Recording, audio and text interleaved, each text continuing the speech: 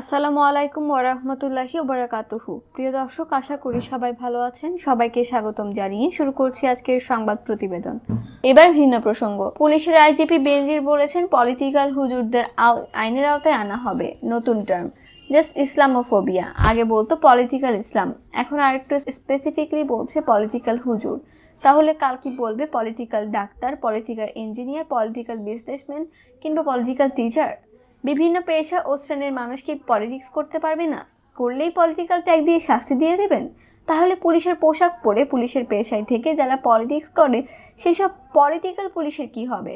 বর্তমানে সংবাদ মাধ্যমগুলো হয়েছে সরকারের সবথেকে বড় দালাল। এখন আমাদের সকলের উচিত নিজ নিজ এলাকার খবর সামাজিক যোগাযোগ মাধ্যমে ভাইরাল করা, না হলে ওরা কিছু হলেই বলবে এটা বিএনপি জামাতের চক্রান্ত। দেশটা কোনো একক দলের নয়, দেশের সবার। সময়ের পরিবর্তন হবেই ইনশাআল্লাহ। ভারতের দালাল শেখ হাসিনার গোপন ইশারাতেই ব্রাহ্মণবাড়িয়াতে হেফাজতের কর্মী সেজে তাণ্ডব চালিয়েছে আওয়ামী লীগ, ছাত্রলীগ, যুবলীগের ছেঁচড়া লীগেরা।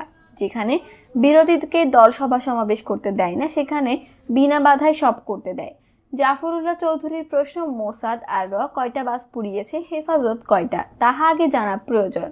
জঙ্গি তকমা লাগানোর জন্য হেলমেট বাহিনী করতে পারে, এমনটা দাবি হেফাজতের। স্থানীয়দের থেকে যা শোনা যায়, সেদিন হেফাজতের কর্মীর সাথে সাধারণ জনগণ যোগ দিয়েছে। হেফাজত থেকে তাদের সংখ্যা বেশি ছিল। প্রশ্ন থাকে, আসলে কি তারা সাধারণ জনগণ নাকি বেশধারী সুবিধাভোগী? ঘটনার সময় এত আইন শৃঙ্খলা রক্ষাকারী বাহিনীর ভূমিকা কি ছিল? ফায়ার সার্ভিস থেকে ভূমি অফিস বা আলাউদ্দিন সঙ্গীতালয় বা জেলা পরিষদের দূরত্ব 500 মিটার।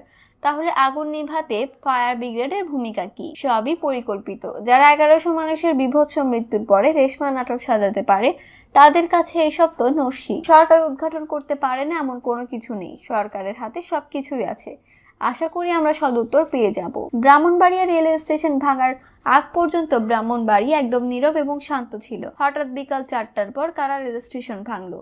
এটার কোনো ব্যাখ্যা কি দিতে পারবে কেউ? আজকে ব্রাহ্মণবাড়িয়ার লোকজন ট্রেনে কোথাও যেতে পারছে না, জনগণ অনেক দুর্ভোগে আছে। এর জন্য কে দায়ী?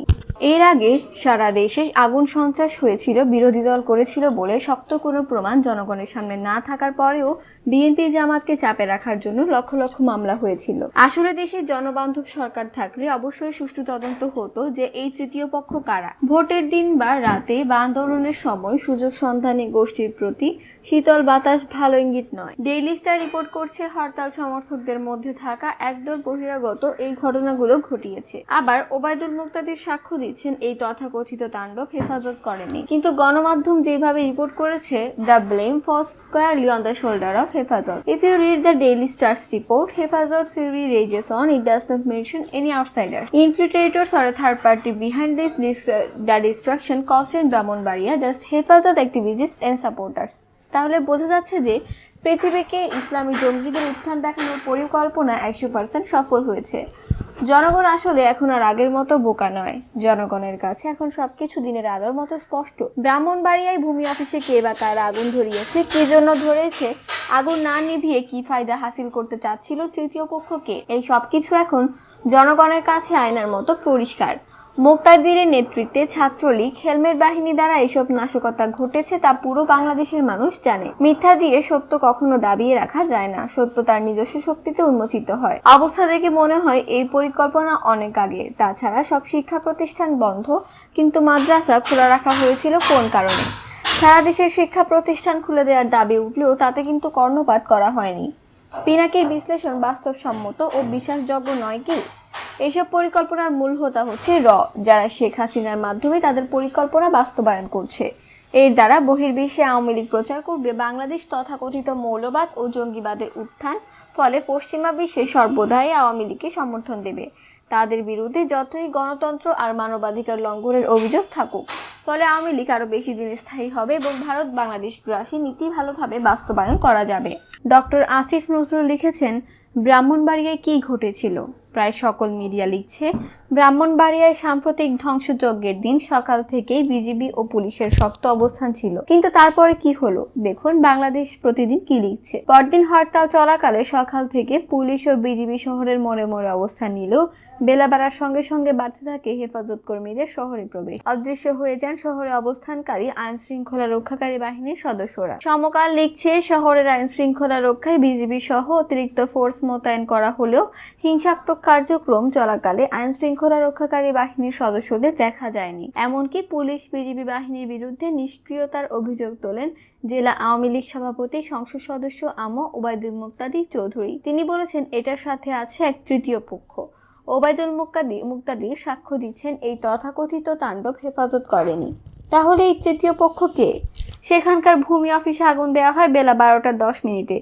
কেউ আগুন নেভাতে আসেনি। আগুন দেওয়ার পর 1.5 ঘন্টা পর যখন ডেইলি স্টার এ নিয়ে সংবাদ ছাপা হচ্ছে, তখন লেখা হচ্ছে ওই প্রতিবেদন লেখা পর্যন্ত ভবন দুটিতে আগুন জ্বলছিল। আগুন নেভাতে কাউকে এগিয়ে আসতে দেখা যায়নি। কেন? ওই শহরে দমকল নেই? বাংলাদেশ প্রতিদিন রিপোর্ট বলছে, ব্রাহ্মণবাড়িয়া তাণ্ডবের ঘটনা অনেকটাই পরিকল্পিত বলে মনে করছেন স্থানীয়রা। এই পরিকল্পনা কার? ঘটনার সূত্রপাত হয়েছে আওয়ামী লীগের মিছিল থেকে জামিয়া ছাত্রাবাস হামলা চালানোতে।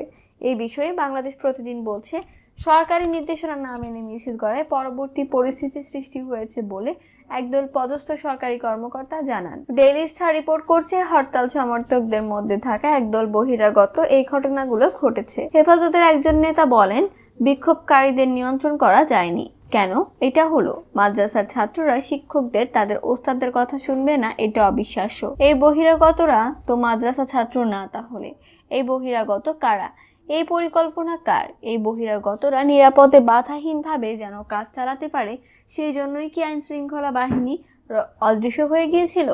আগুনটা যেন ভালোভাবে সবকিছু পুড়িয়ে দিতে পারে, সেই জন্যই কি দমকল আসেনি? মাদ্রাসা ছাত্ররা যেন রাস্তায় নেমে আসে, সেই জন্যই কি আগের রাতে জামিয়া ছাত্রাবাসে হামলা চালানো হয়েছিল? আর এসব কিছু মন্তস্থ করে বাম সেকুলারদের ভয় দেখিয়ে অনুগত রেখে আর পৃথিবীকে ইসলামী জঙ্গিদের উত্থান দেখানোর পরিকল্পনা ছিল কার? প্রশ্ন হচ্ছে, এই পরিকল্পনাটা কার? উপরের তথ্য ও প্রশ্নগুলো পুরোটাই পিনাকি ভট্টাচার্যের একটি পোস্ট থেকে নেয়া। এই নিয়ে এক রাজনৈতিক বিশ্লেষক মন্তব্য করেছেন, আমি ব্রাহ্মণবাড়িয়ার সন্তান। যদি আমাদের বর্তমান সংসদ সদস্য ঘটনার দিন শহরে প্রবেশ না করত, তাহলে কিছুই ঘটতো না। ওই দিন পরিস্থিতি একদম শান্ত ছিল। কিন্তু উক্ত সংসদ সদস্যের আগমন এবং উক্ত স্থানে ছাত্রদের সমাবেশে বাধা এবং বিভিন্ন ধরনের উস্কানিমূলক কথাবার্তা, তারপর ওনার বডিগার্ড তথা ছাত্রলীগের কর্মীগুলো না আক্রমণ করত, তাহলে পরিস্থিতি পানির মতো থাকতো। অনেক কিছুই উল্লেখ করা যায় না চুলের নিরাপত্তার আইনের জন্য। বিবাড়িয়ার সকল মানুষ খেপে গিয়েছিল খুনি মুক্তাদিরের বিরুদ্ধে। এভাবেই যদি সারা বাংলাদেশের মানুষ ঐক্যবদ্ধ হয়ে মাঠে নেমে প্রশাসন সরকার পালানোর রাস্তা পাবে না। এইসব কথা আমার মনের ভেতর প্রথম থেকেই ঘুরপাক খাচ্ছিল, কিন্তু আপনাদের মতো গুছিয়ে সাহস করে লিখতে পারি না। এই লেখার মাঝে যে প্রশ্নগুলো উঠে এসেছে, এগুলোর উত্তর সঠিকভাবে বের করতে পারলে কারণটা পরিষ্কার হয়ে যাবে এবং নীল নকশা বেরিয়ে আসবে। তবে স্যার, আমি শতভাগ গ্যারান্টি দিয়ে বলতে পারি, সঠিক তদন্ত হবে না, সঠিক কারণটাও বের করা যাবে না। অতীতে আওয়ামী সরকার বিরোধী যত আন্দোলন বিক্ষোভ হয়েছে, তখনও দেখা গেছে এই আইন শৃঙ্খলা রক্ষাকারী বাহিনীর সহযোগিতায় কখনো আন্দোলনকে ভণ্ডুল করতে ছাত্রলীগ, যুবলীগ নানা অবতারে আবির্ভূত হয়। মিডিয়া এদের কখনো বহিরাগত, কখনো দুর্বৃত্ত বলে আখ্যা দিয়ে পরিচয় আড়াল করত। এখন তৃতীয় পক্ষ বলে প্রচার করছে। মূলত মিডিয়া কূটকৌশলে সরকার দলের পান্ডাদের বাঁচাতে চাইছে। মানুষ এসব চালাকি বোঝে না তা না, শুধু ভয়ে অনেকে বলছে না। এসব তথ্যবহুল নিউজ পড়া বা দেখার অবস্থানে এখন আর আমরা নেই। আমরা কেবল কাদা ছোড়াছুড়ি আর দোষারোপ করার কাজে ব্যস্ত। শাপলা চত্বরেও কিছু সময় বিদ্যুৎ ছিল, আর বাড়িতেও কিছু সময়ের জন্য আইন শৃঙ্খলা বাহিনীর উপস্থিত ছিল না। অতএব একটু ঠান্ডা মাথার চিন্তা করলে অনেক কিছু বেরিয়ে আসবে। স্থানীয় রাজনৈতিক নেতা ও পুলিশের বড় কর্তাবাবু যখন কোনো একটি গোষ্ঠী বা দলকে সরাসরি জঙ্গি বলে উপস্থাপন করতে চায়, তারপর আর তদন্ত বা হিসাব নিকাশ